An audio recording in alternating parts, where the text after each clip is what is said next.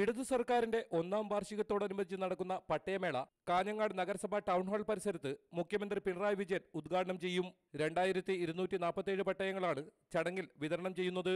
ഹോസ്ദുർഗ് താലൂക്കിൽ 953, വെള്ളരിക്കുണ്ട് താലൂക്കിൽ 346, കാസർഗോഡ് താലൂക്കിൽ 243, മഞ്ചേശ്വരം താലൂക്കിൽ 327 പട്ടയങ്ങളുമാണ് വിതരണം ചെയ്യുന്നത്. 322 ലാൻഡ് ട്രൈബ്യൂണൽ പട്ടയവും 96 ദേവസ്വം ലാൻഡ് ട്രൈബ്യൂണൽ പട്ടയവും ചടങ്ങിൽ വിതരണം ചെയ്യും. കൂടാതെ പനത്തടി ചാമുണ്ടിക്കുന്നിൽ വനം പരിസ്ഥിതി മന്ത്രാലയം അംഗീകരിച്ച പദ്ധതി പ്രകാരം ട്രൈബൽ പുനരധിവാസം നടപ്പിലാക്കുന്നതിന് പനത്തടി വില്ലേജിൽ വനം വകുപ്പിൽ നിന്നും ലഭ്യമായ 91.98 ഏക്കർ സ്ഥലം ആദിവാസി കുടുംബങ്ങൾക്ക് പതിച്ചു നൽകും. വെള്ളരിക്കുണ്ട് താലൂക്ക് പരിധിയിൽപ്പെടുന്ന ഭൂരഹിതരായ 150 ആദിവാസി കുടുംബങ്ങൾക്ക് 50 സെന്റ് സ്ഥലം വീതമാണ് ലഭ്യമാക്കുക.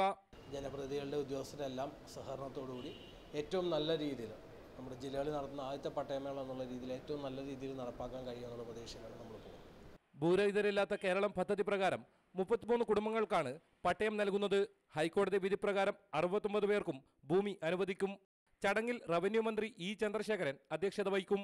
പി കരുണാകരൻ MP മുഖ്യ അതിഥിയായിരിക്കും. റിപ്പോർട്ടർ, കാസർഗോഡ്.